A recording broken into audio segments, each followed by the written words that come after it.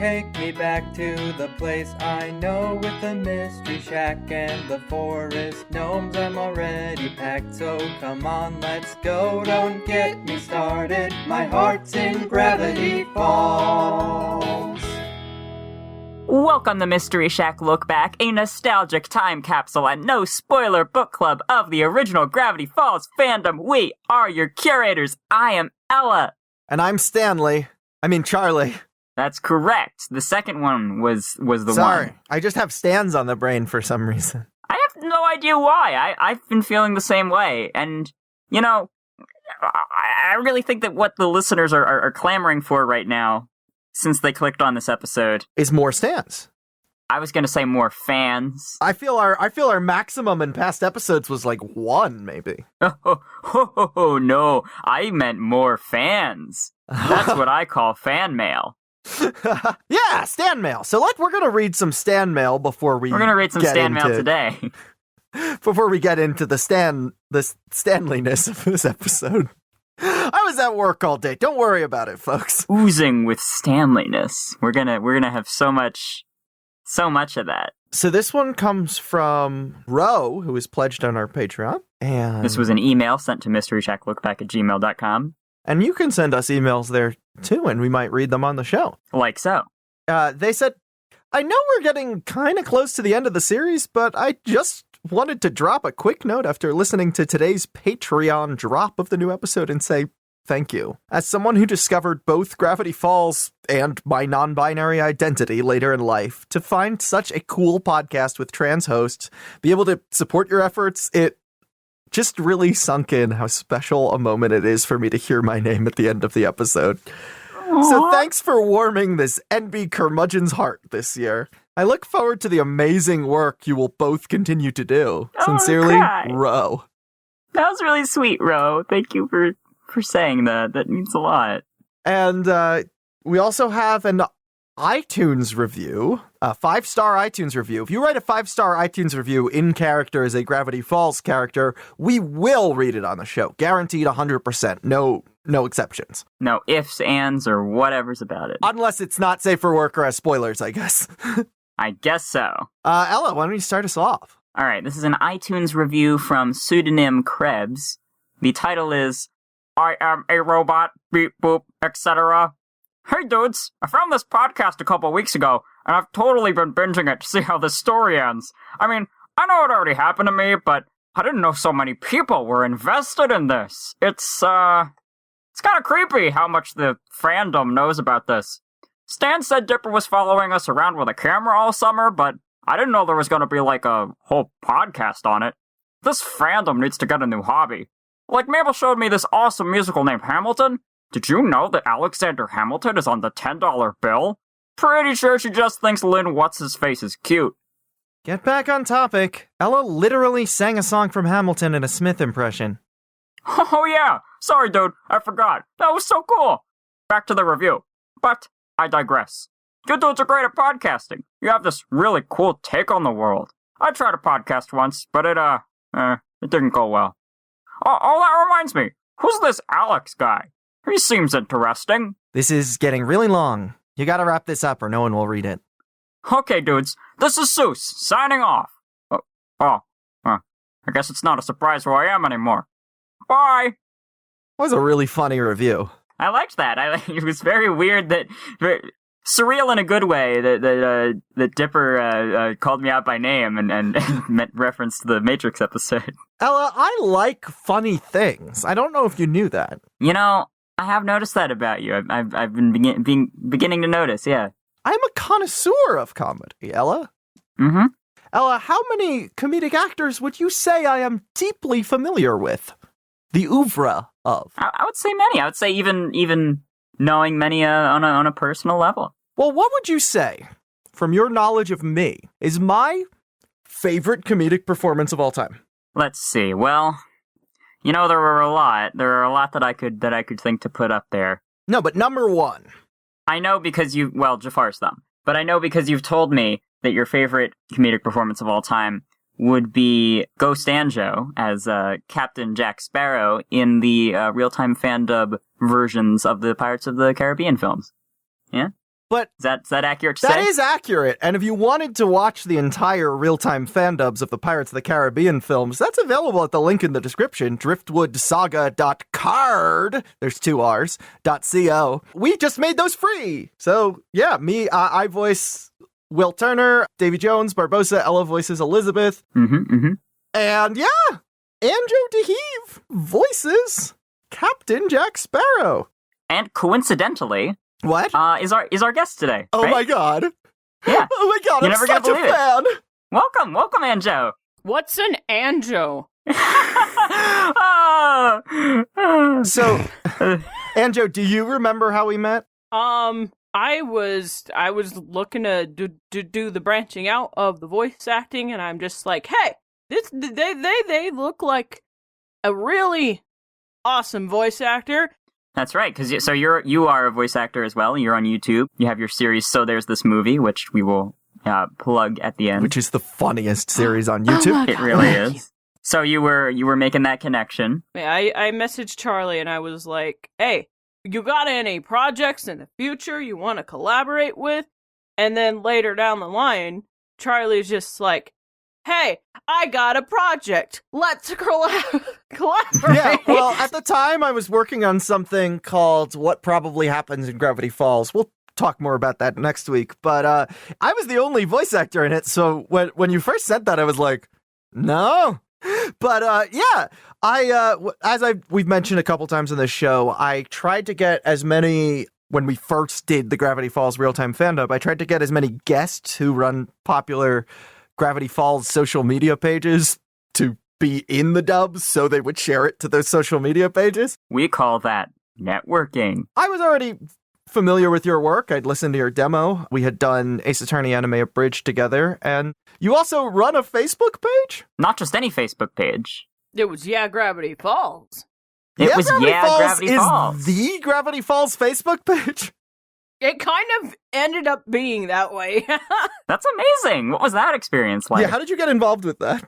I just saw that there was no consistent news source thing on Facebook for Gravity Falls, so I just did it. I wasn't Wait, are you expecting the it founder? to be... I don't think I realized that. You started that Facebook page? Yeah, I ended up handing it over to somebody else because I just... Oh, sorry. Oh, that's Anjo's anime opening. It happens whenever Anjo walks we into a room. we just got enough minutes into the episode that her phone decided the cold open was that over. was that was the cold open, and now this is the theme song. So around what year was that? When in Gravity Falls chronologically was this started? It was roughly around when roughly around when Tale of Two Stands came out. Oh wow! Oh, Okay, convenient. Hey, look at this. What is happening here? Not only that, Alex Hirsch tweeted a picture of your leg once. Oh, Please enlighten us, because this sounds really weird out of context. I have a Gravity Falls tattoo on my calf Whoa! of Mabel and Dipper on a grappling hook. That's awesome! In hindsight, it's a little bit too big, but But it was big enough for Alex Hirsch to He tweet tweeted out. a big collage of all of the examples of people putting his characters on their human skin forever. And just Ando's tattoo was on there. when you unintentionally form a cult. Yeah, I believe that was the. Well, I'll probably dig up the tweet to have it in the description. It's a fantastic collage, and Anjo's tattoo is in it. So that's great. You have such a deep connection to this show and this fandom. So we're really excited to have you on for this episode. Thank you. The episode in question was released July 13th, 2015. But we had to wait quite a bit. There was a little hiatus in there. When was the previous one? That would be March 2015. Although it feels like that amount of time to a Gravity Falls fan is like, that's nothing. Sure. But I remember on June 12th, 2015, a month and 1 day earlier. And the day before my birthday. The day before your birthday at noon, you and I were at a convention, Anime Next, which at the time was in Somerset, New Jersey. It has since... I was dressed as Seuss, and you were, I believe, dressed as Alex Hirsch. And then it somehow came to our attention that an article was posted titled J.K. Simmons to join cast of Disney's Gravity Falls. I want to say that it was because Ray was with us. I don't know. I think we just found it. I don't think anyone showed it to us or anything. I think it was just you and I sitting next to each other. I think we've talked about the whole event before, right? Because we definitely brought up the cosplay meetup. Yeah. And we used it in our episodes. That trailer. was just a super fun time bonding with other fans of Gravity Falls. And I love, it was definitely this, I remember it kind of turned into a collective, like, oh, did you hear about this kind of thing? So most of our viewers probably know J.K. Simmons as J. Jonah Jameson in the Spider-Man films or Cave Johnson in Portal, but he did win an Academy Award about 4 months before this news came out. So he won that award for the movie Whiplash. Oh wait, and sorry. then I'm on the Wikipedia article for Whiplash. Simmons' portrayal of Fletcher won him the Academy, BAFTA, Critics' Choice, Golden Globe, and Screen Actors Guild, and then 4 months later he was in Gravity Falls. Or 5 that's months correct. later. And while we were sitting there at this convention, the article dropped from Time Magazine, of all places.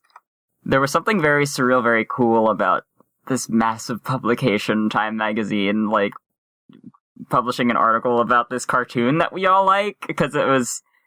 The way it reads is like, Disney XD's Emmy Award-winning Gravity Falls left viewers with a major cliffhanger in its mid-season finale, when it was revealed that Grunkle Stan has a twin brother, who is the mysterious six-fingered author of the journals. The previously unseen brother will be voiced by Academy Award winner J.K. Simmons. His debut episode will be A Tale of Two Stans, premiering July 13th on Disney XD. The episode will pick up where the mid-season finale ended and will also reveal the name of the Grunkle's brother. Like, that was just really cool to see. Do you think when a publication that he owns advertises a Disney air date, it, like, harms Ted Turner in some way? He tried everything to prevent this article from getting published. Like, his skin just started boiling, and he was like, uh-oh, that can't be good. Well, now that ain't right. I just want to point out that the biggest accomplishment of all of that is being on Gravity Falls. Let's be real here. That is true. Oddly, the role I knew him best for at the time was the yellow M&M. I mean, that's also a huge accomplishment. When the yellow and red M&M were first given voices, they were given celebrity voices, John Lovitz and John Goodman, but then they were recast the next year with budget replacements. It's weird to think of J.K. Simmons as a budget replacement. But yeah, I mean, he's still doing it for scale, like he's never asked for a raise. Mm-hmm. And, I mean, I'm sure every Christmas he gets to cash that red and green M&M check. Do you think Santa will let this? I never met the guy. So, Brian, who did the instrumental for our theme song and voices Stan in the Hall of Conspiracies intro, briefly after this article was posted, sends me an ask on Tumblr saying, thoughts on J.K. Simmons voicing the author in Gravity Falls? And I didn't want to publicly admit this, but I decided I had to answer the ask if it was rude not to. I wrote, I have mixed thoughts. On one hand, he's literally perfect. I can totally picture brothers sounding like him and Alex's Stan voice. On the other, I was really hoping it would be someone I could imitate. Curse my youthful tenor! I felt so embarrassed publicly admitting I cannot do an impression that I was like, there's a month before the episode comes out. I'm going to try my best.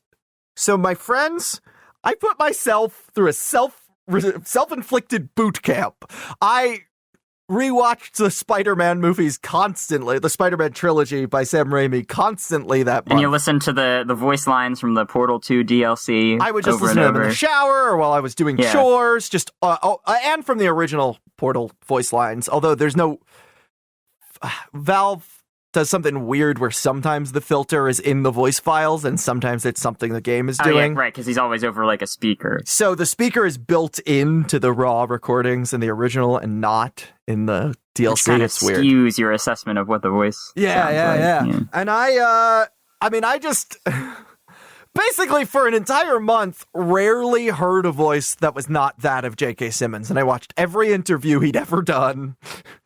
I was like, by the time this episode drops, I will be ready. And then, folks, I had to work the day the episode dropped. I was doing projection design on an off-Broadway show called I Know What Boys Want. And, Boys want pictures of Spider-Man. Yeah. I got out early, and I was like, oh my gosh, if I rush, I can get back to my dad's apartment in time to watch the episode. And I was like running, and I was out of breath, and I was starting to feel I couldn't make it as a crosswalk turns to don't walk. And as the crosswalk turns to don't walk, and I'm trapped in place for a moment, a bus pulls up to the red light next to me, and it has the yellow M&M on its side, and it pulls up literally perfectly so that the yellow M&M's eye line was matching mine. And I still have the picture. It's going to be on our Twitter in reply to the episode tweet. And I was like, thank you, J.K. Simmons. I got You can this. make it, Charlie. You can do it. And I did. And I ordered my pizza and everything. I even had time for that. Awesome. Anjo, do you remember where you were on July 13th, 2015, Seuss's birthday? Seuss's birthday. I was, was probably home celebrating, Seuss's birthday as usual. Obviously. Well, I mean, do you that's remember state mandated. The question was, do you remember where you were when this episode aired? I know, obviously, the rest of the day you were celebrating the state-mandated observance of Seuss's birthday. Yes. But Right. Obviously. You had to, because, it's a federal holiday. You can't go to school. You can't go to work. You have to... And you would have go to to prison celebrate. if you didn't celebrate it. Yeah, that is the law. I'm not sure why, we're even, talking about this. I think everybody knows that it's a law by now, You're right, but what about the episode? I don't remember where I was during the day, but I do remember, I wanted to do, some kind of watch party, but all of my friends were out of state or out of country. So we basically just ended up doing a watch-along, through the interwebs, and we just did a countdown and all just played it at the same time. So, A Tale of Two Stands is the 12th episode of Season 2 of Gravity Falls and the 32nd episode overall. It premiered on July 13th, 2015 on Disney XD, directed by Sue Neil Hall, written by Josh Weinstein, Matt Chapman, and Alex Hirsch. And it is the first episode of the show that, or at least leads into the episodes that take place in August. As well as this episode is 30 minutes long. It is not 22 minutes. It is 30 straight minutes. 36 minutes when it airs with commercials. But when this premiered, it aired with no commercials. That was awesome. I remember people being so excited that it was a couple minutes longer than usual. Yeah, except I feel like when I don't remember if they publicized that ahead of time that it was 30 minutes without commercials, because I remember sitting there, because on the guide, it's just a 30-minute block. So I'm like, I think I remember sitting there just being like, when are they going to cut to, when's the act break? When is the, there were moments where it cut to black. I was like, okay, that feels like an act break. What, my sense of time is all distorted now? I don't understand what's happening, but no, it was great. I was born with a distorted sense of time. I have a learning disability, so I didn't have the same experience. I believe I remember them saying that it was going to be longer, but I don't remember if they said that commercials were going to be cut. Gotcha. All right, well then let's get into it. We don't have commercials either because we're watching this on a digital video disc. Brought to you by our sponsor. Digital Video Disc. Hey, y'all, we'll take sponsorships. We're not against it. Mystery We just Shack think they're funny. @gmail.com. Go for it. We'll accept your money. Say, I'm a voice actor. Saying things for money's my whole thing. The last episode blew your mind. Now, leap back 50 years for a story a lifetime in the making. Why did you keep this a secret? What is this? Hi, I'm Steve Bynington. Read my journals? Sorry, just got excited there about the journals. What you think you know, you may not really know. Hoping all this aligns exactly with my fanfic, Stan. If not, I will be very disappointed. Brand new Gravity Falls, Monday, July 13th at 8:30 on Disney XD. So there's this episode about stamps. Stands. And stands. Which was your favorite stam? I'm really impartial to Stan. Yeah. Oh yeah. I actually, this is Controversial take. because he did, only just show up in this episode, and his first action is punching a fan favorite character in the face. But I actually really like Stan. Yeah. So we get our full theme song back in this episode because this was a full 30 minutes. And now there's a photo of the author of the journals in the intro when they have a montage of photos. My brother. Yeah, as well as we finally get confirmation of these twins' names. We have Grunkle Stan is Stanley, and the author of the journals is the real Stanford Pines. One of my favorite stories about this episode is the night before the record with J.K. Simmons. Alex is like, hey, I have an Academy Award-winning actor coming in, and I've never seen his Academy Award-winning role. So we stayed up late watching Whiplash, which is about an abusive drum teacher. And he's really scary. That was a horrible choice of thing to watch before recording with the man. Yeah, he's really scary in that movie because he plays abusive authority figure way too well. Yeah, I was going to say play a clip, but I don't even know if we can. There's so much swearing. Yeah, well, there's a clip I have in mind, actually. Why do you suppose I just hurled a chair at your head, Neiman? I don't know. Sure you do. The tempo? Were you rushing or were you dragging? I don't know. Start counting. 5, 6, 7. In 4, damn it! Look at me!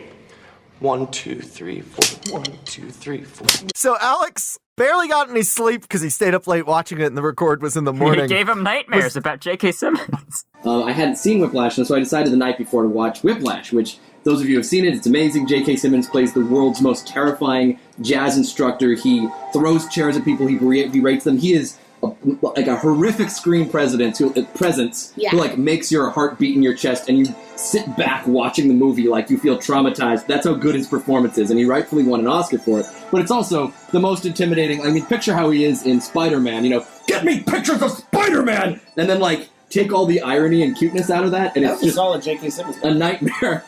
Thank you. Just yell, that's the secret. And so I was really intimidated to meet him because I just saw him being this horrible monster in Whiplash, and I show up, and in the first scene in Whiplash is him. There's multiple scenes in the movie where he tells people, if you're a second late, you're out, you're gone.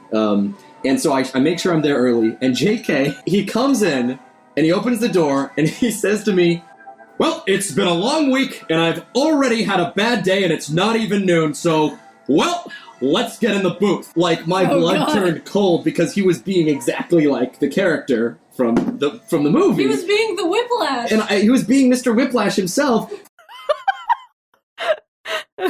Must have been a great introduction. Yeah, I know. Voicing this pivotal character in his show that he cannot do without. But then he got every line. Now, Ford is mostly narrating in this episode, and all of his sentences have really long words in it. Apparently, J.K. Simmons rarely ever needs a second take. I believe it. He's just a professional. He is an actor. He has been acting. He is an actor. Whereas this is Alex Hirsch's, second thing that he's acted in, besides Fishhooks. I guess technically his student films, but... Rick and Morty at this point, I keep forgetting that Fishhooks exists. Did Fishhooks then Well, Gravity Fishhooks Falls? exists, Anjo. That's a fun little trivia we wanted to share for you on this podcast. It exists.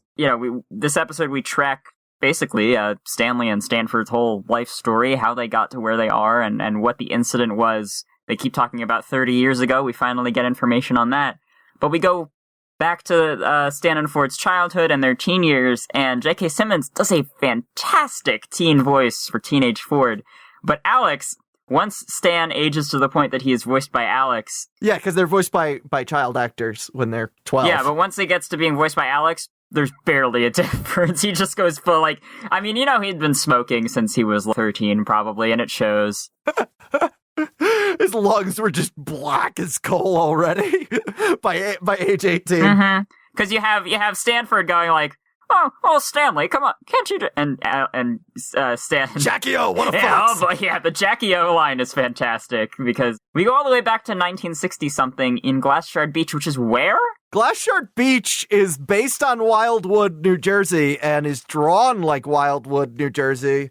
I've never been to Wildwood, but the fact that I didn't learn that the main character of my favorite TV show was a pirate from my home state who was kicked out of their family's home until 32 episodes in, that, I was living. It is the most New Jersey episode. It is really great because...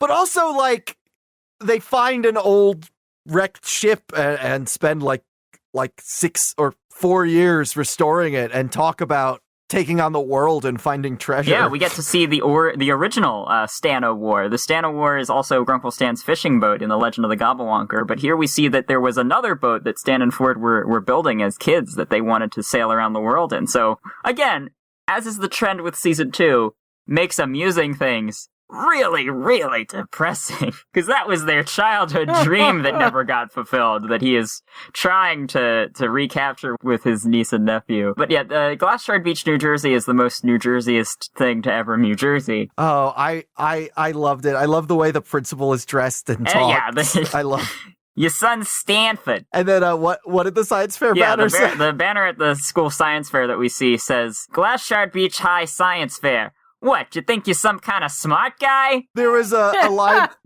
line from Josh Weinstein that was sadly cut from the episode for time.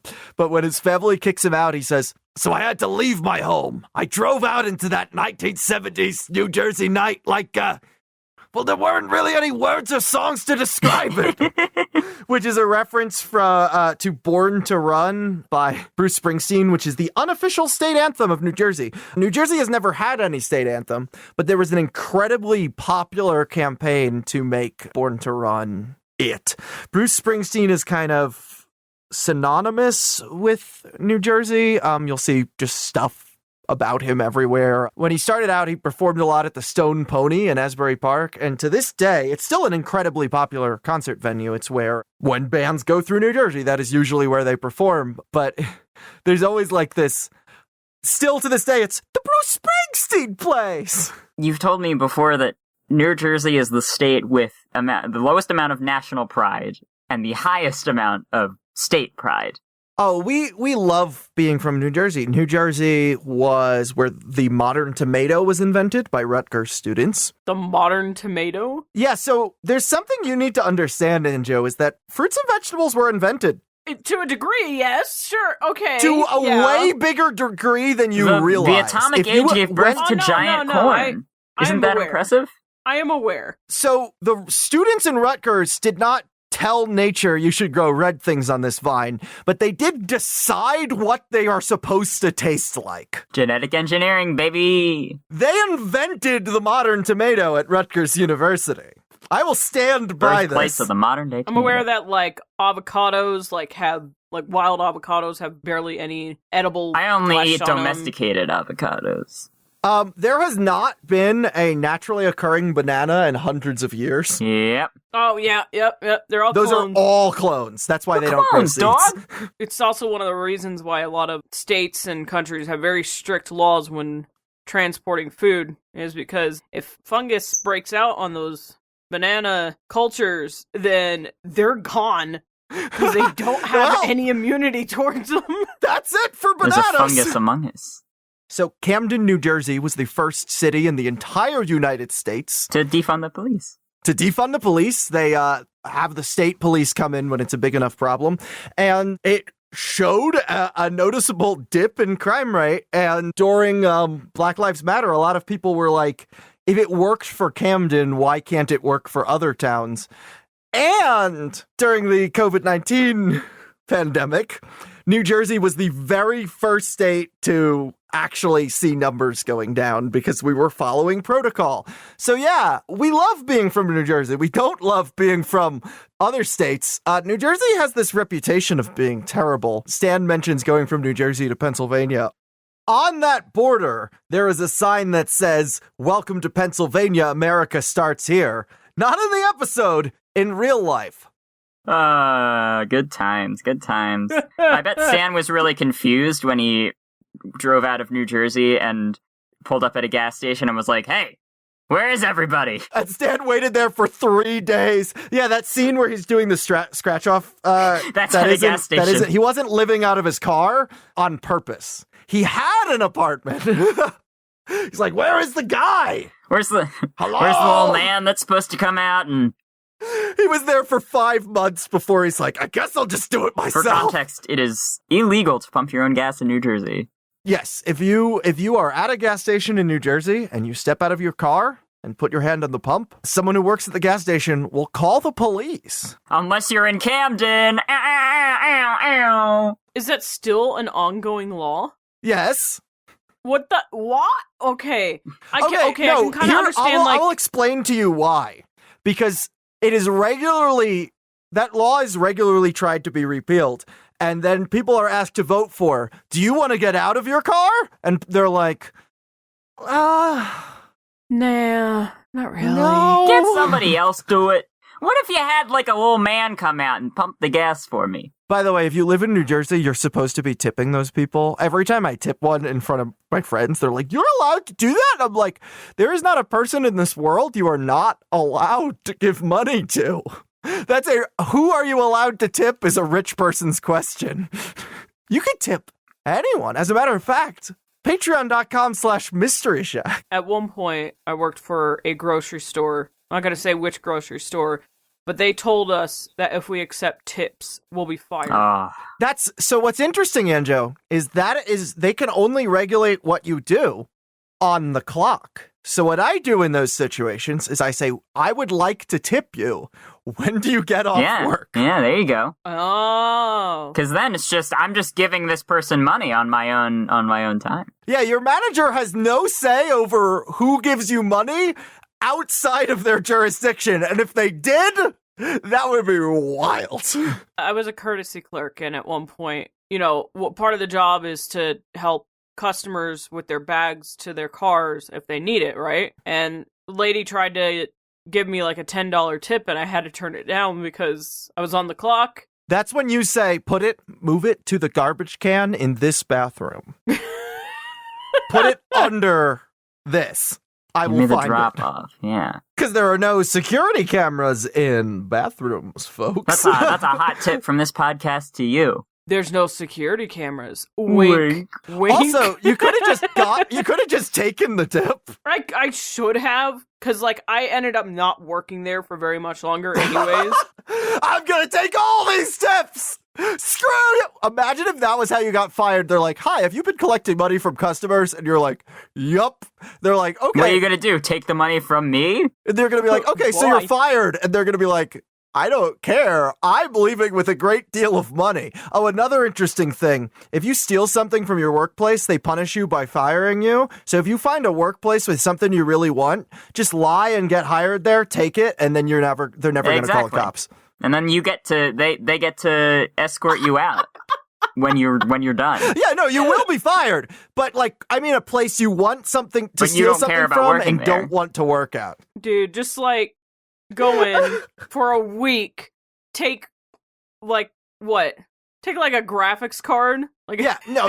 You gotta work really hard that week or they might call the cops. Damn. But 1 week. This episode does get very real into poverty, though. I mean, homelessness and... It does. When Stan was living out of his car and... when he was kicked out of his house by his family, that had just happened to me a couple months before this episode aired. And I was like, yeah. Ooh, you feel that. But do you remember 2 weeks ago when we were talking about that great big theory, Grunkle for Grandpa, G for G? Remember that? Were you a G for G supporter, Anjo? I forget what that was. The theory that Grunkle Stan is actually Grandpa Stan. I actually never heard of that theory before. Oh yeah, well it was a big deal, and now it's dead. Now they slashed it with a knife. Because as soon as Stanford comes out of the portal, he is introduced to Dipper and Mabel, and Stan says, "They're your family, Poindexter. Shermie's grandkids." So, yeah, now they have introduced a third brother, which was part of the speculation around G for G. Oh, okay, now I know what you're talking about. Now I know what you're talking about. Okay. They've introduced Shermie Pines, the grandfather of Dipper and Mabel, and we'll get into that much later, but that's what this episode establishes as well. I remember this now. My mind thought you were talking about Grunkle Stan being the grandpa. That was the theory, yeah. The theory was that because he is impersonating Stanford Pines, that Stanford Pines is their great uncle. His actual identity, but not the person he's impersonating. Yeah, his actual identity is Dipper and Mabel's grandfather. Okay, no, the theory I was thinking of was the third Grunkle. Oh, yeah. Some people thought that there were... Alexa also theorizes that there were 3. Yeah, so we learned that their grandfather's or grandmother's name is Shermie. Then we learned... we'll get to it. What? Dude, we could talk about it now because it is related to that topic, or we could save it to the Holo Conspiracy. The baby, yeah, we'll talk about the baby later. And speaking of new relatives in the Pines family, we had seen Grunkle Stan's father briefly before in Dreamscapers, but he gets a slightly bigger role here. We meet Philbrick Pines more formally, and he is performed by Jonathan Banks. Best known for playing Mike the Fixer on Breaking Bad and Better Call Saul. He said you were not the guy. You are not the guy. You're not capable of being the guy. I had a guy, but now I don't. You are not the guy. Alex binge-watched Breaking Bad to study the plot structure to help him write Not What He Seems, and that required him to watch a lot of Jonathan Banks, and he definitely has a kind of a Stan/J.K. Simmons type voice, but gruffer, angrier, tireder. Right, yeah, you can see that he's a very cynical guy, runs a pawn shop with his wife, Grunkle Stan, and Ford's mother, who is a phone psychic. She's great. I can say her name because it is no spoiler. I mean, it's not in this episode, but it doesn't matter. Her name's Karen. She is a phone psychic. He runs a pawn shop. You could see where Stan got his career skills. And Kari Walgreen. Right, Walgren? Yep, Kari Walgren. Voices. Kari Walgreens. Oh, that was the store that you worked at. No. And there had been an incredibly popular fan theory that the Pines were Jewish. I guess it was more of a headcanon. There had been times where I guess either Stan or Mabel have said Sweet Moses or something to that effect. And of course, Alex Hirsch's name is Alex Hirsch. Mm-hmm. And Alex Hirsch his parents were secular, but one was Jewish and one was Christian in upbringing. And Ella and I actually were probably the biggest contributors to this headcanon. Probably. Subconsciously or otherwise. But it fully gets confirmed here, because there is a mezuzah on the door of Pines Pawns. In mainstream rabbinic Judaism, a mezuzah is affixed to the doorpost of Jewish homes to fulfill the mitzvah, biblical commandment, to write the word of God on the gates and doorposts of your house. If you are ever visiting a Jewish friend and you walk past a mezuzah, the manners, what is considered polite to do is to kiss your fingers and then touch it, by the way. Tip for the listener. In my house, what you do is you do that and then you kiss me. You kiss the mezuzah and tell it it's a good boy. God. You're a good little mezuzah. And then you ruffle its little hair. You're all right, kid. You're all right. Yeah, you're not. If you're not a kisser, you can kind of like give it a noogie and be like, "You're all right, kid." Hair tussle, yeah. The pawn shop is also next door to presumably a diner of some sort called Hot Belgian Waffles, which is stand-in for his cursing. That's my two homes, Ella. He learned to swear in childhood. Hot Belgian Waffles. Oh, he learned to swear. He learned to swear. Andrew, you know that Hot Belgian Waffles is not a real swear word, right? No, it is. Don't lie to me. Wow, I'm surprised they got away with saying Hot Belgian Waffles on Disney XD. Gravity Falls goes real hardcore. And then on the other side, it says knuckle sandwiches, which is a thing Stan says a lot as well. Both of these resemble the credits gag in the other animated series Kristen Schaal was in, which takes place in the Jersey Shore. In the opening credits of Bob's Burgers, there are a different business to the left and right of Bob's Burgers in every episode. I love when animated shows represent the East Coast, because most of them are produced on the West Coast, so they tend to represent that area. But like when Steven Universe happened, and that takes place in like an amalgam of Ocean City, New Jersey, Dewey Beach, which I believe is in Maryland or Delaware, probably Delaware. And it's just, I love, East Coast, Beast Coast, as we always say. Yeah, it was really weird for me that all of a sudden there were 3 cartoons that took place at the Jersey Shore. Real quick with the knuckle sandwich thing. Being in the Sonic fandom at the same time, I remember a lot of Sonic fans taking the knuckle sandwich thing and just editing Knuckles onto the shop itself as some kind of like mascot. Knuckle enchiladas. During the brief time where I was actually YouTube famous, there was a 6-month period where the algorithm was working in my favor and I was getting a bunch of sponsorships. I thought it would be fun to make a Minecraft server for my subscribers, and it was too ambitious and we didn't finish it before the algorithm betrayed me. But because I'm a pirate, I was like, what if the hub area was based on Glass Shard Beach and Beach City, since those are what my subscribers are for, but then they have to venture out to get materials, like they can't build in the hub area. So it kind of a pirate adventure as well, and I was like, that really fits what they're here for, but also what I'm actually about. By the way, listeners, I don't know how to tell you this. Gravity Falls isn't my favorite thing. It's like number 5. What the heck? What? Big secrets revealed, folks. Big secrets revealed. At the science fair, next to Ford's project, we see what is presumably Stan's project, the Footbot 1000, which is, of course, a call forward to a bottomless pit, where in Stan's story about winning the football bowl, he has his sidekick / son, Footbot.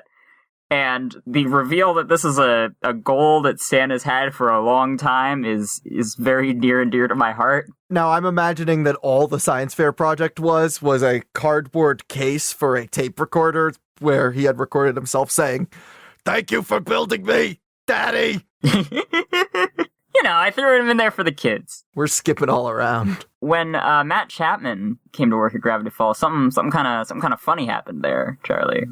Their childhood bully is named Cram Pelter, and is voiced by Matt Chapman. And this is in reference to when Matt Chapman got hired at the show, he got given his own office. Everyone else's office had a nameplate on it because they'd been there for a bit. So he was just like, he joined, towards the end of season 1. So he was just waiting for his nameplate to be built. And the estimates kept being off and he kept just not having one. So he finally made himself his own that said Cram Pelter from accounting. Yeah, and it's really cool that they took, I'm pretty sure all 3 of the bully kids are the same, but I know at least Cram Pelter is consistent from a kid that we see bullying Stan in Dreamscapers in his memories. That's right. I forgot about. Oh God, I've got to rewatch. I gotta go listen back and or listen to the podcast more. I gotta also do. It's almost as though the podcast is some sort of no spoiler book club and time capsule of the original Gravity Falls fandom. I would say even a nostalgic time capsule to be more specific. You're right. Of the original Gravity Falls fandom. Yeah, that one specifically. We see more of young Fiddleford McGucket, who, according to Stanford, was wasting his time building computers in a garage in Palo Alto, much like how Steve Jobs, co-founder, it's complicated, of Apple Computers got started. Much like the Steves that were behind Apple. And if you look up what Steve Jobs' garage that he founded Apple in looks like, the most common photo of it will line up flawlessly with the establishing shot of Fiddleford's house to the extent that it may have been traced. I love the implication that if it weren't for Stanford whisking away Fiddleford to traumatize him and ruin his life, that he would have made it as big as Steve Jobs. Yeah. That he would be the one behind IMAX. That was all Josh Weinstein's contribution. That was his idea. Of course. It's incredibly Simpsons-y. Yeah, as well as the Simpsons-y way of speaking of rapidly switching between hillbilly talk and electrical engineer talk. You say you're trying to build a trans-universal polydimensional metavortex? Well, that's mathematically feasible, I reckon. So we get to see, again, that 30 years ago incident that's been alluded to time and time again throughout the show. We get to see it, but it also means we see the town of Gravity Falls circa 1982, which is even further back than what we saw in Blendon's game. That was 10 years prior to when the show takes place. Yeah, we get to see Gravity Falls 10 years. 10 years later. 10 years prior. 10 years prior. Gravity Falls 10 years prior is another fan project. Or 30 years prior. No, but he does say, I haven't seen him in 10 years, and so I made the joke while we were watching, Gravity, here I am, Gravity Falls, 10 years later. We also learn where Gravity Falls is in Oregon. It's apparently in Roadkill County. Oh yeah, that's right. How do we feel about that being the location? I think it fits perfectly. I also want to point out, if you look at where Gravity Falls is on the map in this episode and in the first episode, and then just Google Maps the last blockbuster, they line up flawlessly. Or one, I thought the very last was in Alaska, but I think all the Alaska ones closed down. Now there's only one in Bend, Oregon. It's still there. Yes, Bend, Oregon one is still there. There was a documentary on it. It's pretty cheesy and feel good, but I enjoyed it. Well, then we have to do a lost episode of Gravity Falls where they go to the last blockbuster. And how has it been magically protected from being closed all these years? Well, yeah, because people go there for the novelty, so it still makes money. Presumably because Seuss keeps coming back to rent the same movie over and over again. That's the entire reason it's still open. Yeah, he single-handedly has been keeping them in business. So Seuss has not ready to return the movie, so just keeps paying the late fees, which keep getting more and more exorbitant. And then it's like, all right, so I know I owe you, what is it, $3,000 this month? Here you go, dude. I'm not ready. I gotta watch it tonight. I have to rewatch. I notice something new every time I watch it, dude. It just gets better and better. Well, during the pandemic, when they struggled to make money as a regular business, they decided, well, we're not making revenue at nighttime. So now, not only is it a blockbuster, it is also an Airbnb. Oh. So, Ella, not only will we make the fan episode about the blockbuster, we're going to go there and stay we can over. Sleep at the last blockbuster in approximately where Gravity Falls is. So the day that Grunkle Stan shows up to what later becomes, the Murder Hut, but what eventually becomes the Mystery Shack. That is such a Matt Chapman, they confirm in the commentary that that's a Matt Chapman joke, and the Murder Hut sounds like something a strong bad would do.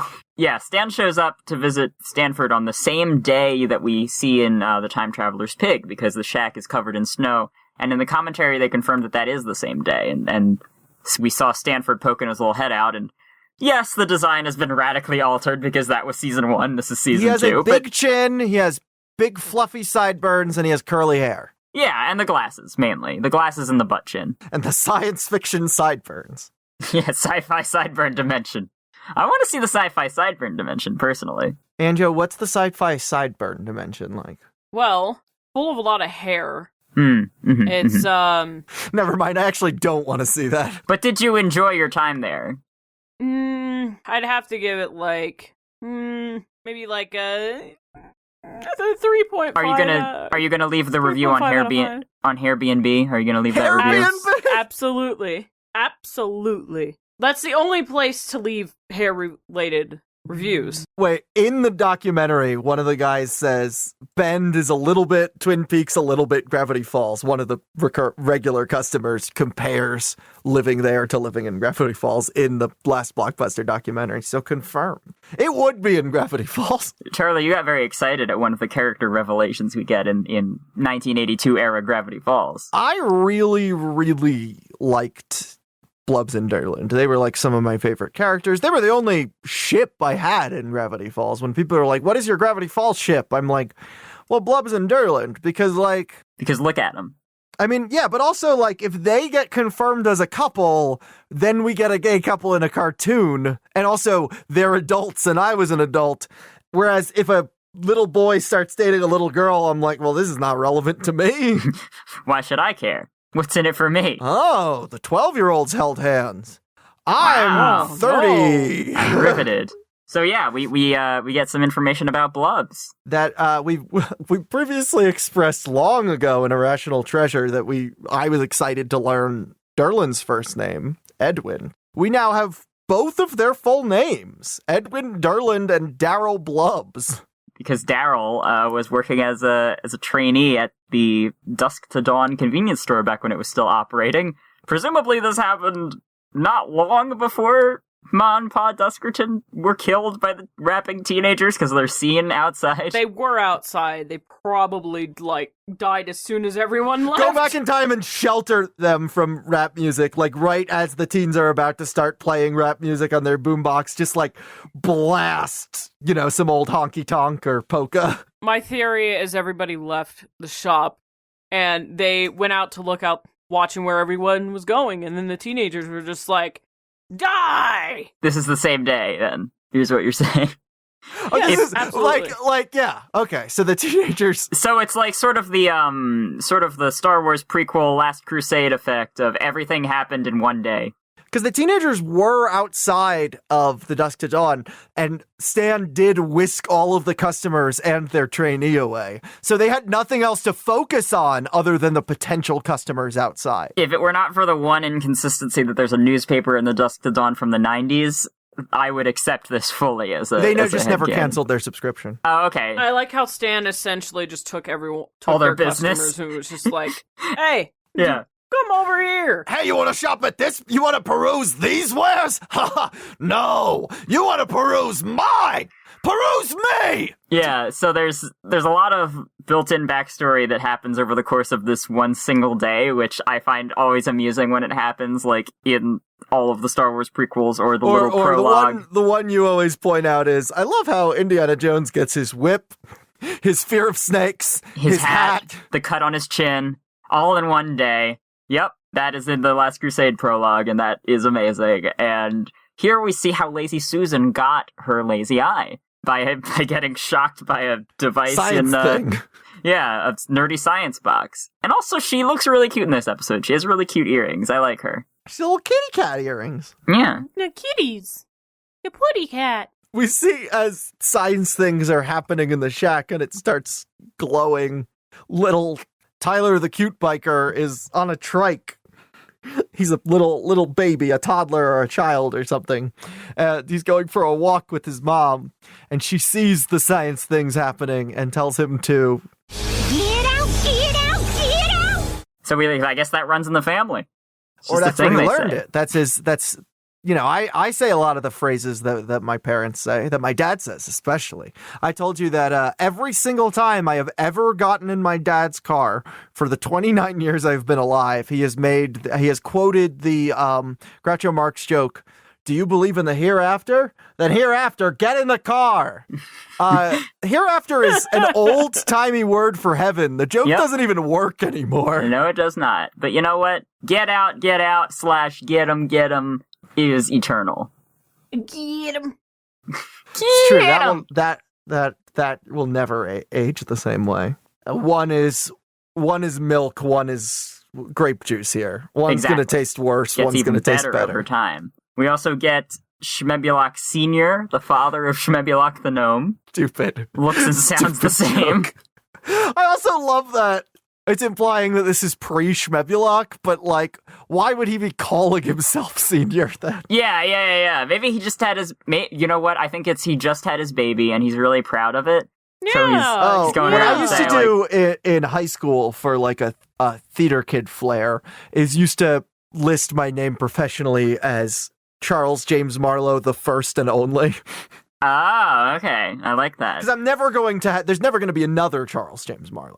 So I am still the first, though. So I would stylize my name with a little, and then I met like a really arrogant person who also did that, and I'm like, It's the same as London's game with Young Robbie calling himself Young Robbie. There's a lot of ridiculous, like, prequel stuff in this episode, and I really dig it. We see as well the little baby shapeshifter. He's a little baby. He turns into a coffee cup. He's really cute.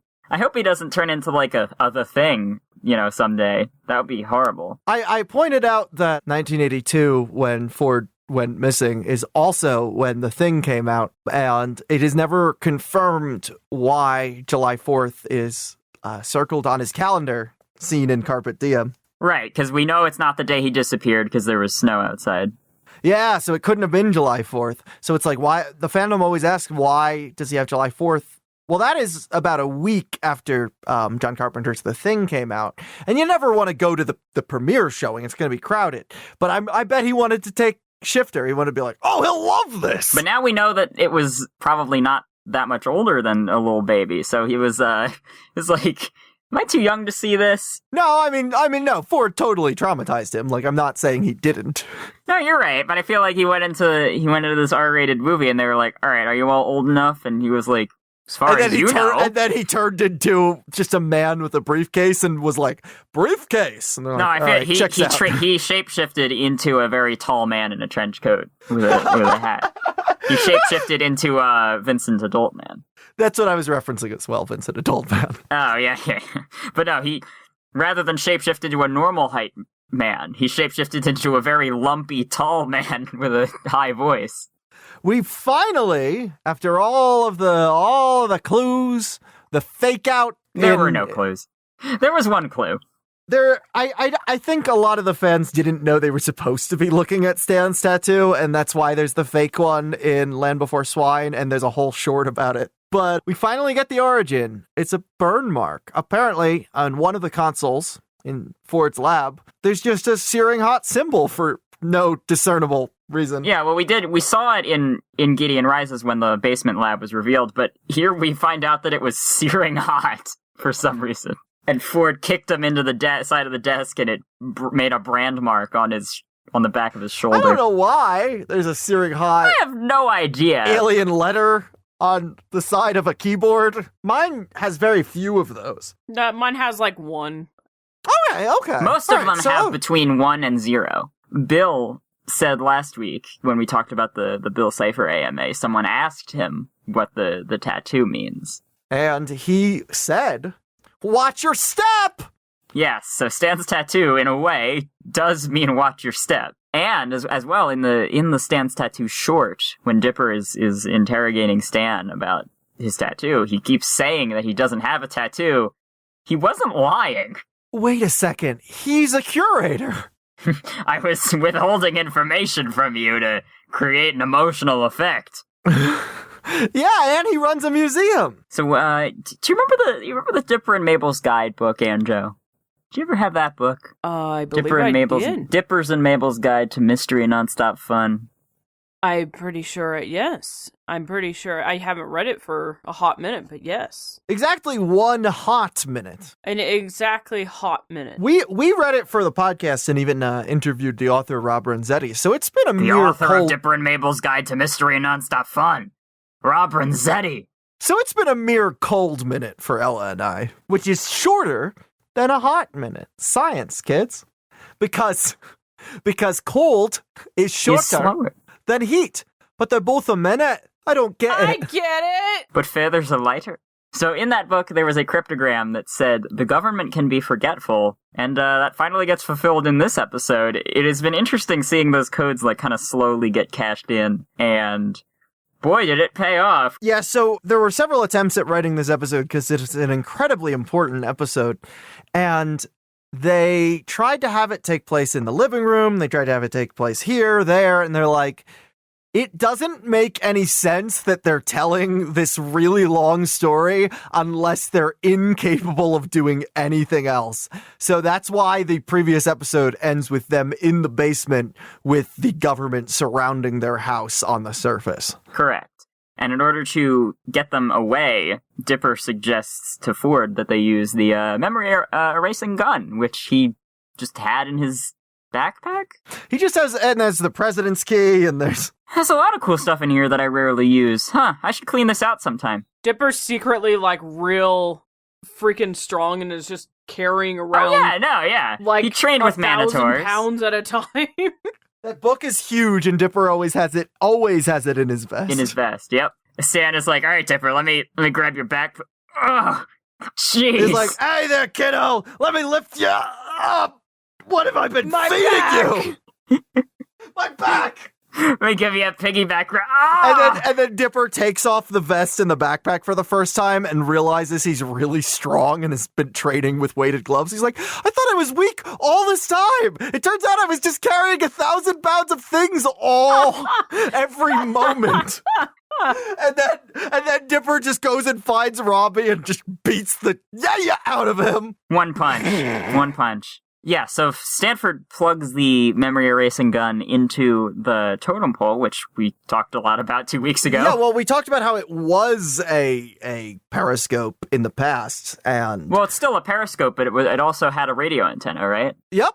So when we first saw Ford's house before it was the Mystery Shack in Time Traveler's Pig, there was a radio antenna instead of the totem pole, and this episode kind of, I think, fully reveals that it's still that. Yeah, because I think there's a few jump cuts where we show the time lapse of the shack transforming into the Mystery Shack, and where the radio antenna was becomes the totem pole. And yeah, because Ford is able to broadcast the signal from the memory gun through the totem pole, presumably there is still a radio antenna under there. And he erases the mind of all the government agents of and the this government entire agents incident. only keep their documents. They never back them up. They're always just on one single hard drive. Because the government can be forgetful. What are the odds? Well, I'm joking about this, but knowing how governments actually are, what are the odds that this has happened? That the government I'm sure. has just forgotten to back up an incredibly important information, so just covered up that it ever existed. Though I'm sure it's probably happened more than once. I think that's the primary reason that government cover-ups happen. Hey, if there are any whistleblowers listening to this podcast, I mean, nowadays they back up everything like 50 bajillion times over, but I wouldn't doubt, like, in the 1990s when the government first started using modern computers. back in my day whenever the confounded computers were brand It's like, new. we've just been contacted by aliens. Well, we can't translate this. Well, let's just save it to this flash drive. Someone walks past the computer and the flash drive, like, snaps in half because they accidentally kick it with their knee and they're like, what? Oh, I'm sorry. Was anything important on there? No, really. nothing at all. No, nothing was on there officially, I guess. And that's why Roswell got covered up, because they were using the giant refrigerator-sized computers, and they didn't back anything up, and they were like, oh. And someone put a cute little refrigerator magnet on one because it was refrigerator sized. You know, why not? And it destroyed the tape. Yeah. So the way this episode ends is pretty foreboding. There's kind of a new status quo I was established. forbidden. Yeah. Is that the proper? Yeah, that's the past tense. But there's this new status quo established where now that we have Grunkle Ford in the mix, Stan does not want him interacting with the kids, as well as Ford at the end of the summer, once the damage from the portal is contained and all that, wants Stan out. Like, he is ready to kick Stan out again. And because this is not Stan's house. The deed says Stanford Pines. That's correct. In Gideon Rises. That's correct. A signature that Stanford Pines has had since he was 12, apparently. What? Oh, yeah. In the cave, they write their names as kids in Stanford. That is a very consistent signature, though. So wait, when you guys, okay, so again, I have a learning disability with numericals and sequences. When you guys learned cursive and learned to write your name in it, you kept working on your signature after that? No, I still don't really do cursive very well. But when you sign your name, is it different than how you signed it when you were 12? My signature looks like a jumbled mess. So you say this like it's something strange. No, but what's strange is that his signature looks fantastic when he's 12. Well, I guess. But I mean, penmanship. I mean... But he does have that extra finger. Maybe that helps with his penmanship.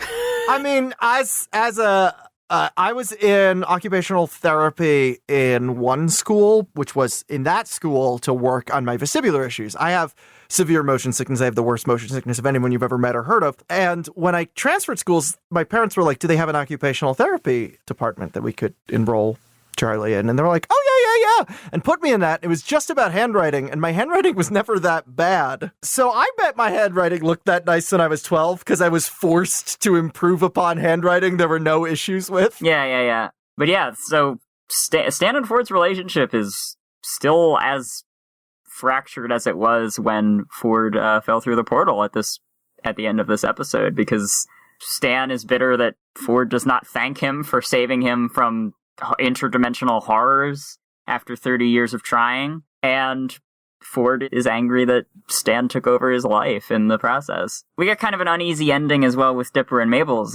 side of the story, because they've just been hearing all of this trauma and strife from their uncles for the whole day, and now the story begins with them being 12 and being the best friends in the world and having no one but each other. Like, it begins during the summer of their 12th year on Earth, approaching their 13th birthday. It begins in the exact moment of their lives that Dipper and Mabel are presently in. So now they're understandably terrified. Because they're like, oh, just 6 years after that, they never spoke to each other again. Cool. Well, they never spoke to each other again for 10 years, and then one of them almost killed the other by a searing hot desk symbol, and then the other one got lost in an alternate dimension. So that's, they worked it out, right? Dipper's like, Mabel, are you worried what happened to our uncles will happen to us? And Mabel's like, do you have a searing hot symbol on your desk? Oh, thank goodness I don't. But no, the really uneasy thing about it is that Dipper isn't really worried. Mabel is the one who is pretty singularly anxious about it. Mabel's very worried. Because the insecurities that Stan Lee has, that Grunkle Stan has, that, he discovered, as Alex phrases it, apparently you were in a race this whole time and you lost. When he discovered that, when he was eavesdropping on the conversation with the principal, that he's... Right, because Ford is academically gifted. Right, Ford is book smart, and Stan had to learn street smarts. And, yeah, there is this bias in culture to those who are able to, quote-unquote, contribute to society, and they threaten that Stanley will just be scraping barnacles, doing menial labor his whole life. So, barnacles being on the sides of things is a bad look for your business, and whoever's getting rid of those, that's hard. That's a hard job. And no one's going to shop at your store. You will never make a single cent if they don't do it. You should probably pay them, really well. And I think what scares Mabel the most is the question of, Well, that parallels her insecurity from Little Dipper. She feels... As well as Irrational Treasure. Yeah, so she feels behind Dipper in life. And, that was just an insecurity prior to her learning... This is a thing that can actually happen. And this is what that will do. Nope, I'm scared twice as much now, but now I know it's rational. Mabel's rationality is probably not that she's going to be scraping barnacles off the side of a building. It's that she's going to be a barnacle on a side. I'm going to become a barnacle? What? I think you kind of missed some of the words there. But no, not even just comparing herself to Dipper, but the idea that this is more of a thing that is introduced in Carpe Diem, I guess, and Summerween, that they're figuring out who they are and they might grow apart, and Mabel is worried that won't be amicably. Growing apart will work in Dipper's favor. Yeah, and that growing apart will also damage their relationship, that it won't be like, oh, we just have different paths in life, but we still love each other. She's worried that... She'll be homeless and he'll be famous. Right, and that there will be resentment because of that, which how could there not be? Yep, it's really a scary episode. When Stanford has this giant government grant for his research, and he's like, should I perhaps help out my twin brother, who I'm aware is, because Stanford knew Stanley's address, where to send that postcard, so he's like, should I help my brother, who I know is impoverished and constantly on the verge of homelessness, or... Nah. Well, you're not allowed to use your government grants just to, help out your family, as far as the government knows. Yeah, as we've said earlier in this episode, you can do things and sometimes people don't notice. Also, you can also do things and then just be like, oh, I didn't know I was supposed to do that, and then no one gets you in trouble. That's how you can ride the train for free if it's only one stop. What? Oh my god, I can't believe I forgot to get it. You didn't tell me I wasn't allowed to use this grant to, give my brother a place to live so he wouldn't die. And they're like, we did, it was right here. Oh, I must have skimmed that over. Must have won't happen misread it. Again. All right, won't happen again because I don't have any more homeless brothers. Okay, listeners, that works once every time. You can only use it once, but it always works. You can use it once per contract, and adult life is a lot of contracts. That's another tip from us to you. I'm just sharing leftist strategies on this podcast. Yeah, so the way that you make a Molotov cocktail is actually surprisingly simple. It's... you empty out a bottle, you fill it with gasoline, you put a cloth on it. People tend to exaggerate the ingredients. Yeah, well, you can use just liquor. Liquor is flammable. Gasoline will give you a better Molotov cocktail, and it's expensive now. It's not usually. And it doesn't taste quite as good. Wait, what? I'm carbon-based, is what I meant to say. Well, there is a small amount of alcohol in gasoline, actually. Yeah, so that's why I was suggesting that we all just sit around the fire and just drink some Molotov cocktails with, all our human friends. You know something fascinating, listeners? Ella and I don't like the thing that much. liked it We fine. liked it. Yeah, it was a good movie. But we've referenced it every episode almost, and so you're probably thinking it's their favorite movie. We thought it was good. No, my favorite movie is the one that we referenced. Well, I referenced it every episode, so I guess never mind. That doesn't really work. Ink doesn't mean anything to me. No. Also, I missed this part, so that's why I didn't know to do that. Sorry, Oh, it it's won't okay. happen again. Don't worry about it, Winslow. Just make sure it doesn't happen again. Now, I promise you, that always works. So yeah, Mabel just kind of ends the episode an anxious little being, and they don't do anything about that in this episode because the episode is over. Well, there's a post-credits. Oh yeah, that's Where- true. There is a post-credits where- in which Seuss is recounting the day to Wendy frantically. And isn't really able to get his thoughts, like, in proper... Or, like, Seuss has ADHD, I think that's clear. So he's doing that kind of buffering thing that... Uh-oh, I'm accidentally giving an example. Oh no! And Wendy... It's the middle of the night, and Wendy has no idea what he's talking about and is waiting for him to hang up so she can go to sleep. And it's very similar to the structure of all of Ange's videos, and it's amazing. Can you tell us real quick about... So there's this movie? So there's this movie. There's this web series about movies. It's my series where I attempt to summarize the plot of a movie, but I do it very poorly. Now, the first one, the Zootopia one, was that scripted, or did you just turn on a microphone and try to summarize Zootopia and accidentally do it poorly? I think I scripted it. I know that one was a lot looser, and you didn't really know what you were doing with that, so there's this idea of maybe this is just how Anjo recounts movies. It was scripted, but it's not inaccurate to how you would summarize a film. It was scripted, but I didn't watch the movie prior to that before writing it. So It was Amazing. kind of just off of memory. Wow, you have a great memory. Some of the movies are from memory, and then others I'm rewatching it while writing the script, depending on the movie. I mentioned earlier the three of us star in the Pirates of the Caribbean real-time fandubs. Ella had never seen Pirates of the Caribbean, and so Miles, knowing that, messages me, like, why did you exclusively get people to star who hadn't seen it? And I'm like, what do you mean? And Miles was like, like Ella and Anjo, and I'm like, Anjo watched it right before we recorded. And Miles was like, but she didn't seem to remember any of it at all. And I'm like, yeah. And Miles is like, wait, there's this movie real? I'm like, a little bit. You know what? I'm feeling kind of conspiratorial. Anjo, have you ever felt conspiratorial? Yes. Do you have a designated space in your house for when you're feeling conspiratorial? I guess my room, my little corner. Well, so you actually need a sanctioned spot that's up to code, but it's okay because if OSHA or whatever inspects your house, Just say you didn't you know. didn't read that part. Just say you didn't know. Does the shower count? Okay, so we're about to head on over into The shower. The shower of conspiracies. Ladies and gentlemen, right this way to the shower of conspiracies. Ow.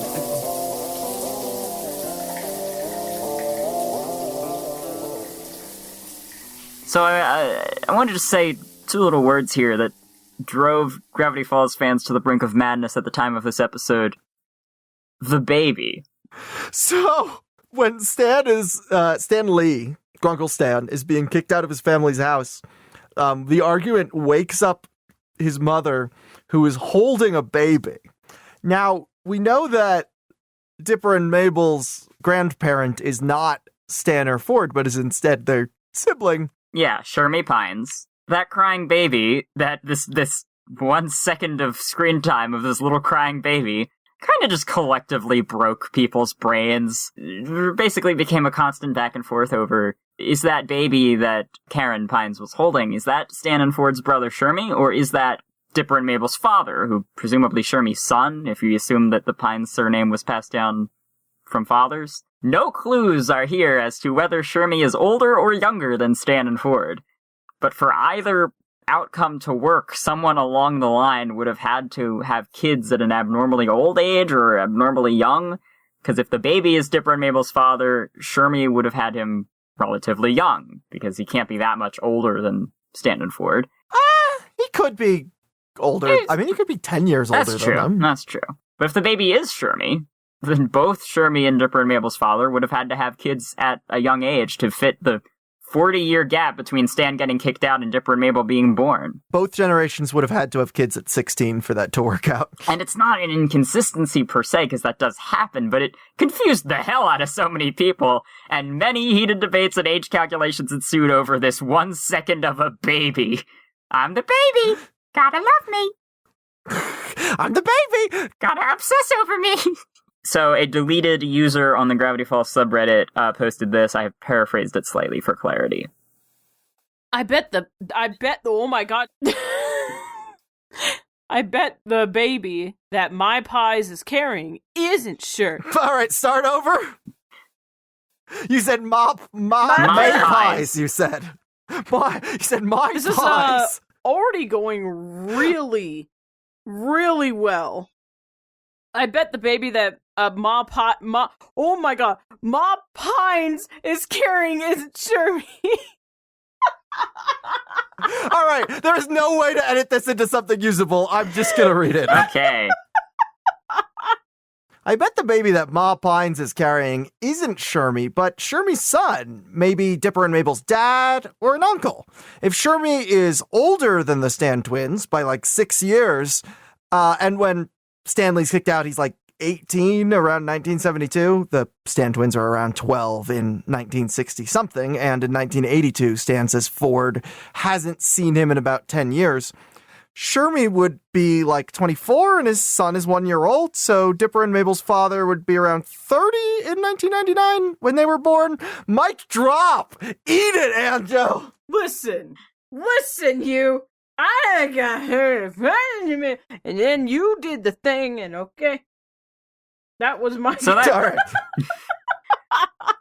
I didn't do the thing, actually. That was John Carpenter. But thank you. So there's one possibility as an explanation, but no, this confounded people for a while after this episode. Do we want to try to have one of these other ones read by Anjo? The one after, or the two after this next one are really short. Let's go for those. On the subreddit, Zinko999 commented, anyone else notice that how when Dipper brought out the mind eraser thingy, Stanford said, how did you get your hands on one of these? One of these? Does that mean there's more? Yeah, the implication that there are more memory erasing devices out there. I imagine there would be if, there are multiple members of the Society of the Blind Eye, right? Like, it would be weird if they just shared the one. Right, it just seems like in the episode, they had it in, like, a special chest and everything. It was You're right. Well, that was their favorite one.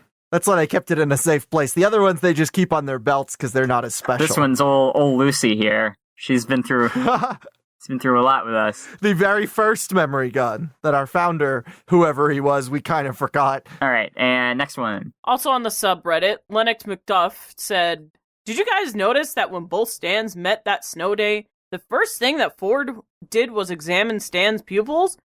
He was checking if Bill was controlling Stan! Bum, bum, bum.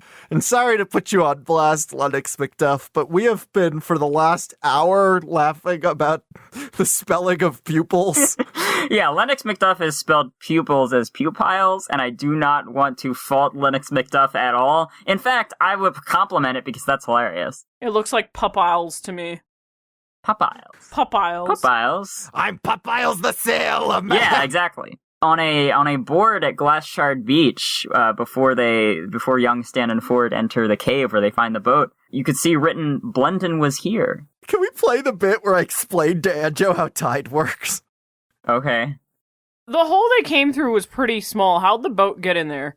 I'll explain tide to you another time.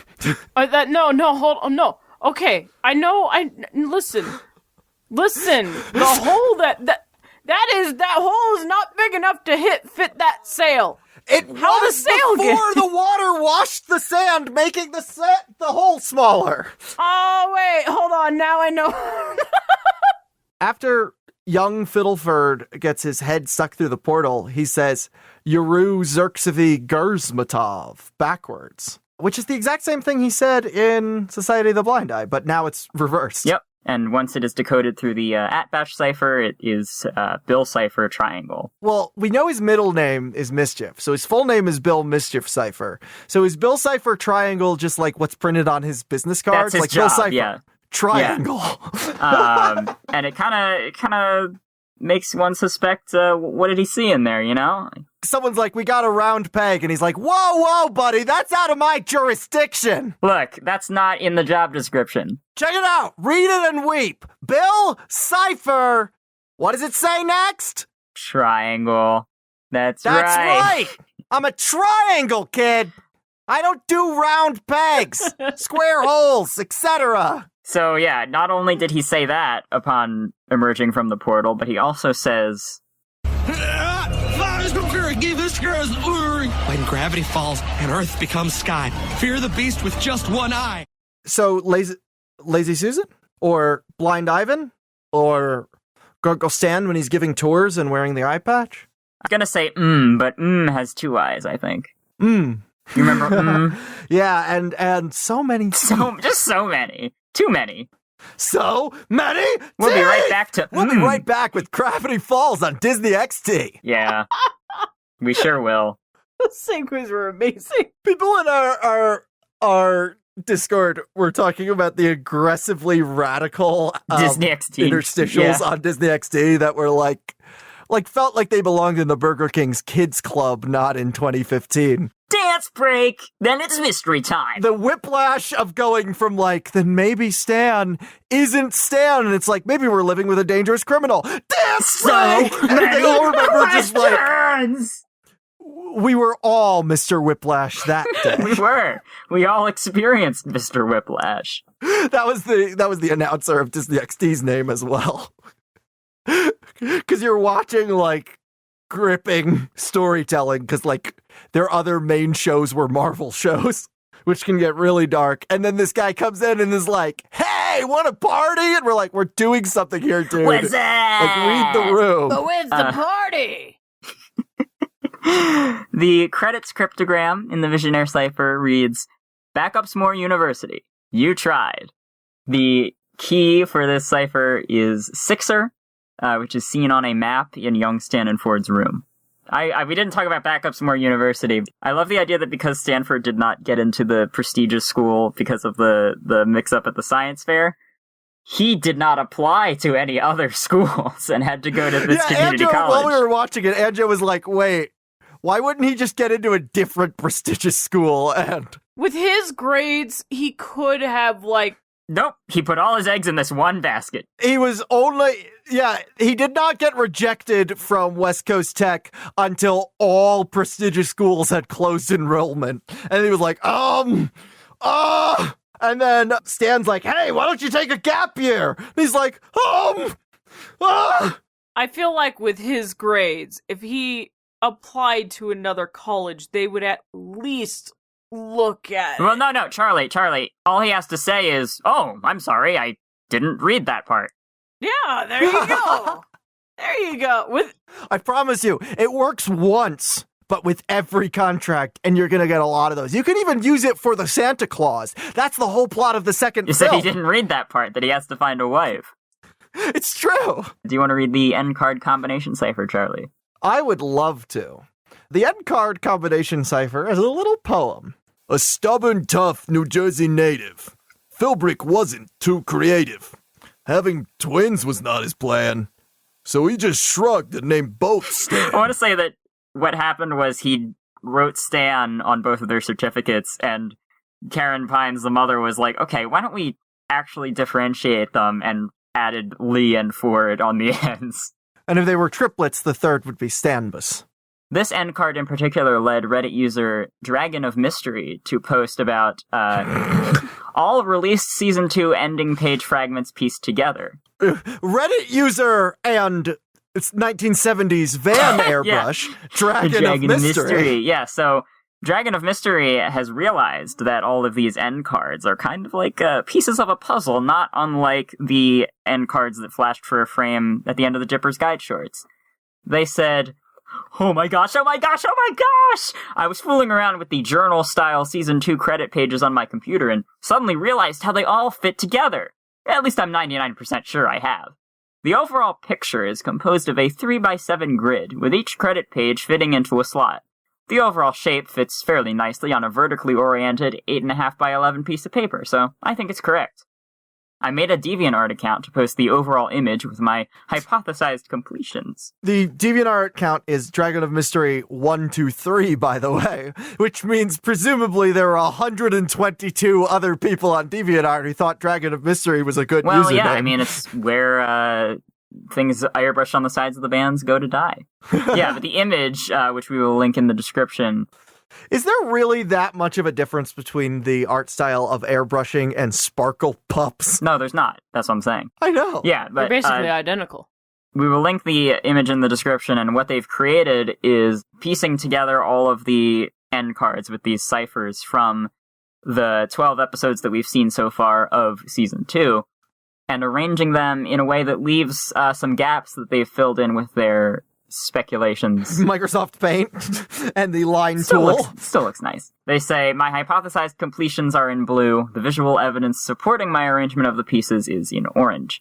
The overall image made by the pages is 3 figures, according to them. From top to bottom, 1, Stanley Pines' head, 2, a large triangle, probably Bill Cipher, but possibly the universe portal, and 3, Stanford Pines' head oriented upside down. I suspect there's significance to the fact that Ford is upside down, although I can only guess at this point. If the triangle is the universe portal, less likely because it doesn't have the lights around the border, the orientation of the figures makes sense. Stan is looking through the universe portal from the front, while Ford is behind it on the other side. If the triangle is Bill, more likely, it might suggest that Ford is being subjugated by Bill in some fashion. Maybe he's being unwittingly controlled or manipulated, or he may even be a willing servant. Very, very interesting that we are forming this image out of all, because, presumably this image will not be completed until the end of the season, so whatever it is... to the end of the series? Well, we don't know. We don't know that yet. We did not know that yet. Well, yes we did. Oh, that's true. Well, did we? I knew that! We didn't officially know till very close to the end. I remember being really confused when everyone was confused that season 2 was the end. When that was announced, I was like, oh, I thought everyone already figured that out. Oh, everyone's upset? Okay. So presumably the rest of the cards will get revealed over the course of the rest of the season. So whatever it is probably pretty important, and we're finally starting to get the visual cues, like the one from Northwest Mansion Mystery has the top of Stan's fez, and there's others that have kind of the corners of their ears, and you can piece them together, and we almost have the completed border, which, any good puzzle, you start with the border. What I love about this is that prior to Dragon of Mystery 123, the fandom just accepted that 4 of the end cards just have ears taking up most of them. I feel like people probably had thought about it, especially since they had already done it in the Dipper's Guide shorts, but this is the first time that it really, that I noticed one that... I would love if the response was like, I don't know, maybe the author just likes drawing ears. I really like drawing the corners of people's ears. Don't tell anyone. Oh, I'll give you, before we head out for the day, give you an update on that boot camp I put myself through. Oh, yes, please do. All that grinding that you did to get your J.K. Simmons voice in order. I am the voice of Stanford Pines, not only in many of my videos that received a very high view count, but also, quite often other members of the fandom reach out for my services. So, I voiced Ford in the Deep Woods series by our friend Mystery Seeker. So, never say never, kids. Tenors can do deep voices, apparently. Yeah! With the power of the yellow M&M, anything is possible. It's me! Hello! This is the big twist of this podcast, is this whole time, I was YouTube Ford. Oh, he does exist. I thought you were about to say you were the yellow M&M all along. I am the. I feel a spirit as having voiced so many J.K. Simmonses. I feel a spiritual connection with the yellow M&M, and I do think for a second when I see a picture of him, hey, it's me. Nope, it's not me. That's a piece of candy with a face. On all levels except physical, I am the yellow M&M. I am stupid as Stan, Stan, that is not me. That is a piece of candy with a face. That looks just like you. Whoa. Yeah, or he's like puppeteering it. It's like, you saying something, little guy? It's like, Stan, please just stop, look over please at stop me. waving that piece of candy around while I'm talking. Stanley, do you think that Santa Claus is going to like these new red and green M&Ms? I don't know. I never met the guy. He does exist. If you want to find more episodes of this podcast, you can go to our host network, pipedreampodcasts.com, where you can find other shows like Escape from Walt Disney, How Did This Not Get Made, and Come On Fahookah Pods. Pipedreampodcast.com. It's .net. There you can find a link to our show's social medias, Discord server, and our Patreon, patreon.com/Mystery Shack. A $3 pledge will get you a shout out at the end of episodes, like our friend Ro that we said at the top. $5 will get you into viewing parties for the episode. $40 will get you a voice commission from Charlie or an art commission from myself. And be sure to check out our merch store at crowdmade.com/collections/Mystery Shack Lookback. We got shirts, hoodies, pins, all stuff like that. And you know what? They will not give you rashes. I repeat, they will not give you rashes. They won't give you rashes. They gave you rashes. They gave you rashes. They didn't. And Joe, they didn't. I've been wearing... When I unpacked the package from CrowdMade, I did it on my bed, and then I went to bed, and then I woke up late the next day and had to rush to work, and I opened the front door to go to my car, and I'm like, oh, it's cold out. And I arrived to work, and everyone was like, are you wearing your own merch? And I'm like, okay, I put it on my bed. Okay. So remember, buy our merch so that when you are in a hurry and you don't have anything else warm to wear, you can just slap it on like it's whatever. That is beautiful. And Anjo. Yes, that's me. Okay, that clears up one of my questions. Unless Anjo isn't Anjo. So many questions. Yeah. You figured me out. Unless Anjo isn't Anjo. Dance break! No! This is not the time for a dance break! Anjo, thank you so much for stopping by today to talk about some stands. I think we had a nice Stanny stand time. We had many stands, and I'm going to. It was more fun than I could stand. Anjo, this was more fun than I could stand. You know what I just noticed, guys? You know what I just noticed is that we are really funny. Yep. You know what I just noticed is that we are really funny together. We have like really great chemistry. We could do like a whole movie together, maybe even two. Or we could do stand-up together. See what I'm saying? Do you see what I'm saying? No, but seriously, the three of us did star in 2 movies. Now, if you watch the movies, the visuals, you may be like, wait, this is the exact Pirates of the Caribbean 1 and 2 frame for frame. And yes, you would be correct. Visual-wise. But visually. But not the audio. The audio's got not audio at all. The audio's got some original goofums. Not audio at all. I legitimately believe that the Driftwood Saga version of Will Turner, or Will Driftwood as he's known, is my favorite role I've ever played in anything. I have been acting since I was 7. That's a lot of roles, but he takes the cake. He takes or the chocolate. He takes 40 cakes. That's as many as 4 10s, Charlie. That's terrible. And Ella is flawless. I could have not asked for a better Elizabeth as my scene partner. And not only is Anjo as Jack Sparrow the funniest comedic performance of all time, but this is no longer subjective. This is objective. Yes, I've decided that it no longer counts as an opinion. Anjo and Simon the Dimbulb as Gibbs, Jack's first mate, is like just the best, comic foil straight man duo ever. Like Like, who the are Abbott and Costello? I'm from New Jersey, and I've never heard of them. So if you want to watch those in their entirety, all 2 hours and 15 minutes of both together, if you're doing the math, that's 4.5 hours. Those are available at driftwoodsaga.card, 2 R's.co. The link is also in the description. We have 2 more things coming out for that, and there are countdowns on that website also. As well as check out So There's This Movie. We will link to that channel in the description. And Charlie even has a small cameo in the latest video. Yeah. Oh, yeah. They do. They do indeed. I helped write the one based on the Sonic movie, and Joe just needed some joke punch-up, so, like, 3 or 4 of the jokes are mine, and I am heard in the background at one point. Fantastic. Screaming City Escape at the top of my lungs. So the thing with that is, I asked Charlie to send me a recording of them playing City Escape on the kazoo. But the bit was so short that you could kind of tell what it was supposed to be, but not really. But Charlie also was just like, let me just scream City Escape into the mic. Give you another take of that. Yeah, I had trouble finding my kazoo, and Anjo needed to release the video the next day, and I'm like, all right, I'm going to keep looking for it, but just in case I don't find it, I'm going to record this first.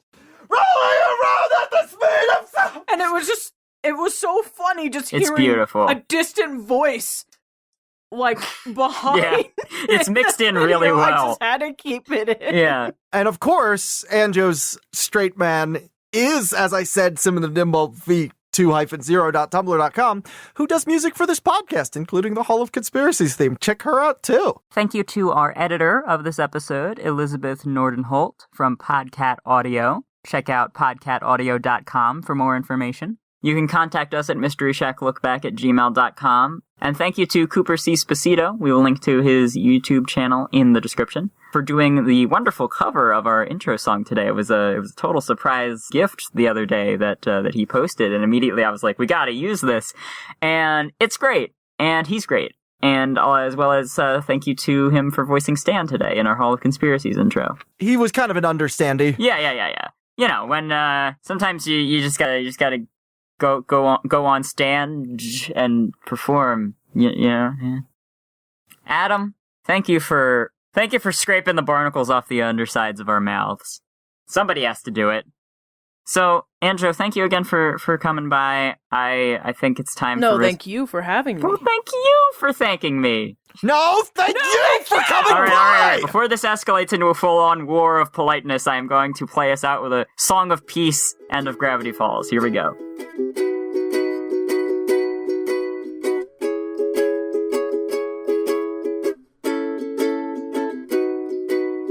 Take me back to the place I know with the mystery shack and the forest gnomes. I'm already packed, so come on, let's go. Don't get me started. My heart's in Gravity Falls. Hey, YouTube Ford. Hello, Table Read Stan. Care to explain what you're doing in my lab? Well, I charged a bunch of people a lot of money just to say their names. Suckers. Anyway, there's a lot of them, and I don't feel like, reading them all myself. You want to do something? I have many moral objections to this, but you've tempted me with an organized list. Thank you, too, Daddy Driftwood. And Daddy Buttons. Friendly Local Geek. Fun Boringness. Hugh Salinas. Juno Series, I guess it's pronounced. Liz Clark. David, oh boy, okay, Gansel? You got it, yes, Gansel. Aren't you Mr. Fancy? I was voted Mr. Fancy 5 years running. Don't remind me, I remember. Richard Scanland. Jamie Belts. I want to belt a couple of shots of whiskey after this list. Go ahead. Ryan Faber. Stephen Patrick Mulholland. Oh, Mulholland Drive. Very interesting. All right. It's a good film. Gwen Prime. Junior Bruh. Joseph Jones. Olive Pluto. Oliver. There's an R there, Stan. Oh, Oliver Pluto. I'm sorry, I was distracted by the object that's no longer a planet at the end. Kuiper object, that's the term. Whatever, for that was your thing, not mine. Oliver Pluto. Petey Piranha Plant. Elizabeth Neuenfeld. Mumpleteen D. Wumpleteen. Oh boy, these kids these days. Vanillin Sucker. Zucker, not sucker. Whatever. He's a sucker. He might be a Zucker, but he's also a sucker. Vanillin Zucker. Ro Davis. Adam with 2 A's, a D, and an M. Delphine Dussy. May? Just May. Jessie Marie McDougal. B. Calisoda. And Rich Rawl. Stan, what are all these patrons paying for anyway? Oh, just the essentials. This brown meat doesn't buy itself. Nor does Fully Clothed Women magazine, evidently. Hey, keep your hands off that. Help me stock up for the apocalypse at patreon.com/Mystery Shack.